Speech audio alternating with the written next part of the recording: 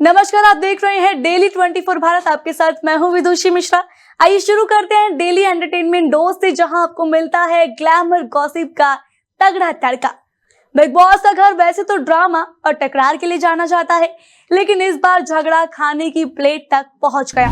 Business women और show की सबसे अमीर कंटेस्टेंट तानिया मित्तल का घर वालों से जोरदार टकराव हो गया।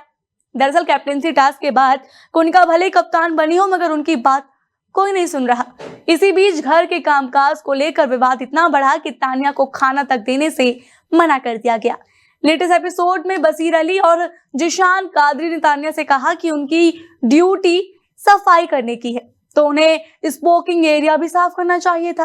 तानिया ने साफ कह दिया, स्मोकिंग एरिया कॉमन नहीं है, मैं नहीं करूंगी।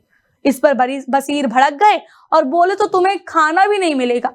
तानिया भी कहां पीछे हटने वाली थी, उन्होंने फट से जवाब दिया, मत देना खाना, लेकिन चिल्लाओ मत। इसके बाद गार्डन एरिया में तानिया और जिशान के बीच तीखी बहस देखी गई। जिशान ने यहां तक कह दिया कि वो तानिया को कुछ भी नहीं देंगे। मामला इतना बढ़ गया कि घर के बाकी सदस्य भी दो गुटों में बंटते नजर आए। अब देखना दिलचस्प होगा कि झगड़े के बाद कौन तानिया के साथ खड़ा होता है और कौन उनके खिलाफ। लेकिन इतना तय है कि इस ड्रामे ने एपिसोड की टीआरपी में जबरदस्त तड़का और जरूर लगाया है। बॉलीवुड एक्ट्रेस मृणाल ठाकुर इन दिनों लगातार सुर्खियों में बनी हुई है। हाल ही में उनका एक वीडियो वायरल हो गया, जिसे सोशल मीडिया यूजर्स ने अनुष्का शर्मा से जोड़कर बड़ा विवाद बना दिया। दरअसल मृणाल ने एक इंटरव्यू में कहा कि उन्होंने कई बड़ी फिल्मों को खुद छोड़ दिया क्योंकि उस वक्त वो तैयार नहीं थी। उन्होंने कहा कि अगर वो उन फिल्मों का हिस्सा बनती तो खुद को खो देती। यूजर्स ने तुरंत इसे फिल्म सुल्तान से जोड़ दिया। खबरें थी कि इस फिल्म के लिए पहले मृणाल को चुना गया था, लेकिन बाद में अनुष्का शर्मा ने इसका रोल किया और फिल्म सुपरहिट हो गई।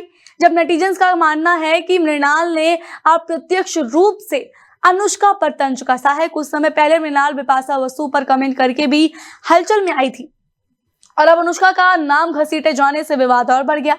ट्विटर से लेकर रेडिट तक फैंस पूछ रहे हैं, खुद को ऊपर उठाने के लिए दूसरों को नीचा गिराना क्या सही है? हालांकि मृणाल ने अपने बयान में किसी का नाम नहीं लिया था। उन्होंने सिर्फ इतना कहा कि उन्हें तुरंत नाम और शोहरत नहीं चाहिए, क्योंकि जल्दी मिली सफलता बहुत जल्द खत्म हो जाती है।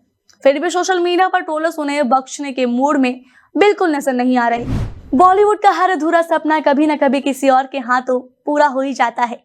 इसी कड़ी में प्रियंका चोपड़ा ने शाहरुख खान की अधूरी फिल्म इजहार की कहानी को उठाकर डॉक्यूमेंट्री बना डाली है।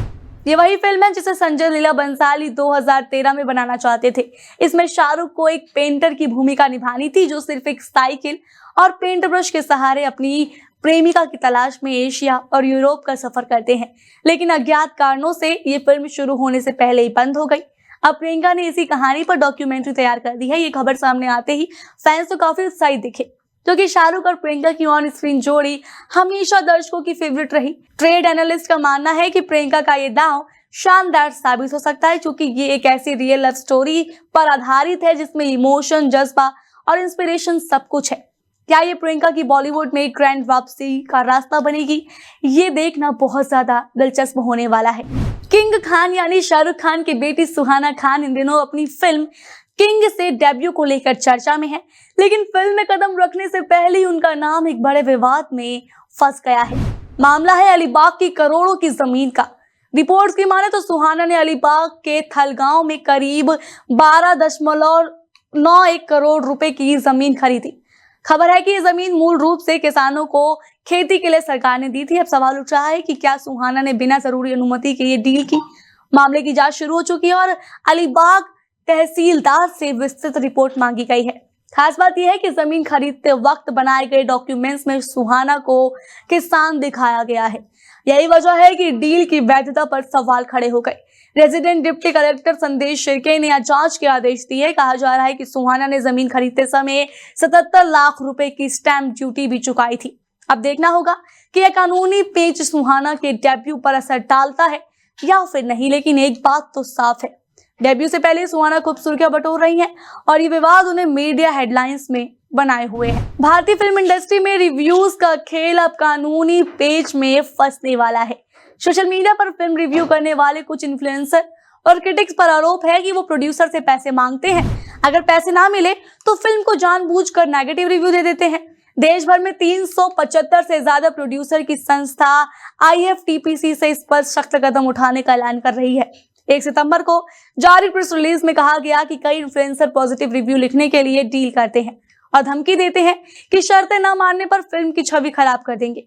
डायरेक्टर मोहित सूरी भी इस मुद्दे पर खुलकर सामने आए। उन्होंने बताया कि उनसे भी पॉजिटिव रिव्यू के लिए पैसों की डील करने की कोशिश हुई थी, लेकिन उन्होंने साफ मना कर दिया था।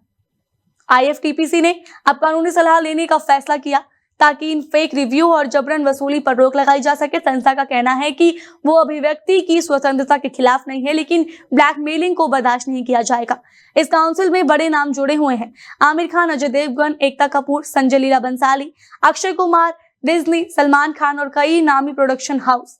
अब देखना यह है कि क्या आने वाले समय में फिल्म रिव्यू की दुनिया में ईमानदारी लौटा पाएगी या फिर ये खेल और गहरा हो जाएगा।